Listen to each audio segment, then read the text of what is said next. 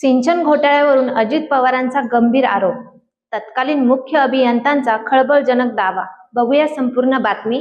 नमस्कार, मी वैशाली नागरे आपले स्वागत करते न्यूज 24 महाराष्ट्र लाईव्ह मध्ये. राज्यातील सिंचन घोटाळ्यावरून उपमुख्यमंत्री अजित पवार यांनी युती सरकारवर गंभीर आरोप करत मोठा गौप्यस्फोट केला आहे. पालिका निवडणुकीच्या प्रचारात बोलताना अजित पवारांनी सिंचन प्रकल्पांच्या खर्चात जाणीवपूर्वक वाढ केल्याचा आरोप केला आहे. अजित पवारांच्या या आरोपानंतर जलसिंचन विभागाचे तत्कालीन मुख्य अभियंता विजय पांढरे यांनी बोलताना धक्कादायक खुलासे केले आहेत. अजित पवारांनी केलेले आरोप 100% खरे आहेत असं विजय पांढरे यांनी स्पष्ट केलं आहे. पांढरे म्हणाले की सिंचन खात्यातील अनेक उपसा सिंचन योजनांमध्ये हजारो कोटींचे घोटाळे झाले आहेत. अजित पवार सध्या 100 कोटींचा उल्लेख करत आहेत, मात्र प्रत्यक्षात हा घोटाळा त्याहून फार मोठा आहे.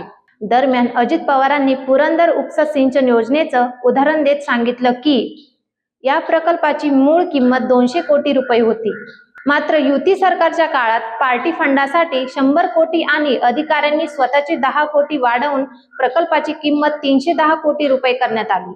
त्यावेळी सिंचन खातं भाजपकडे होतं, त्यामुळे आता या प्रकरणावरून राजकीय वाद पेटण्याची शक्यता आहे. विजय पांढरे यांनी यावेळी सत्ताधारी आणि विरोधकांवरही गंभीर आरोप करत सगळेच एकत्र चोर आहेत असं खळबळजनक वक्तव्य केलं आहे. या प्रकरणावरून आता काही महत्त्वाचे प्रश्न उपस्थित होत आहेत, जसे की हा घोटाळा 27 वर्ष लपवून का ठेवण्यात आला? संबंधित अधिकाऱ्यांवर कारवाई का झाली नाही? निवडणुकीच्या तोंडावरच हे प्रकरण का उघड झालं? असे काही प्रश्न त्यांनी केले. या सगळ्या प्रश्नांची उत्तरं अद्याप मिळालेली नाहीत.